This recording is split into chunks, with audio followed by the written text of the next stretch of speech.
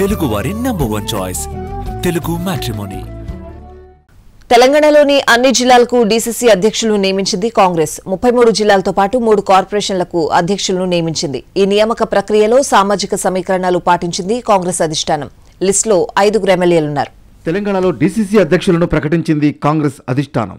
రాబోయే ఎన్నికలను దృష్టిలో ఉంచుకుని సంస్థాగత నిర్మాణాన్ని పటిష్టం చేసే దిశగా కీలక నిర్ణయం తీసుకుంది. 33 జిల్లాలు, 3 ప్రధాన కార్పొరేషన్లతో సహా మొత్తం 36 మంది డీసీసీ అధ్యక్షులను ప్రకటించింది. ఆలేరు ఎమ్మెల్యే బీర్ల ఐలయ్యకు యాదాద్రి భువనగిరి జిల్లా అధ్యక్ష బాధ్యతలు అప్పగించింది. నాగర్ కర్నూలు జిల్లా అధ్యక్షుడిగా ఎమ్మెల్యే వంశీ, నిర్మల్ డీసీసీ అధ్యక్షుడిగా ఎమ్మెల్యే వెడ్మా బొజ్జు, పెద్దపల్లి డీసీసీ అధ్యక్షుడిగా ఎమ్మెల్యే రాజ్ ఠాకూర్, కరీంనగర్ డీసీసీ అధ్యక్షుడిగా ఎమ్మెల్యే మేడిపల్లి సత్యముల పేర్లు ప్రకటించింది. ఎమ్మెల్యేలు మాత్రమే కాకుండా కొందరు కార్పొరేషన్ల చైర్మన్లకు కూడా డీసీసీ అధ్యక్షులుగా బాధ్యతలిచ్చింది కాంగ్రెస్.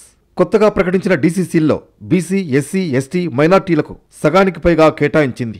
ఈ నియామకాల ద్వారా క్షేత్రస్థాయిలో పార్టీ కార్యకలాపాలను వేగవంతం చేయాలని కాంగ్రెస్ లక్ష్యంగా పెట్టుకుంది. మహానగర పాలక సంస్థల పరిధిలో కూడా అధ్యక్షులను నియమించడంతో పట్టణ ప్రాంతాలపై పార్టీ దృష్టి పెట్టినట్లు తెలుస్తోంది.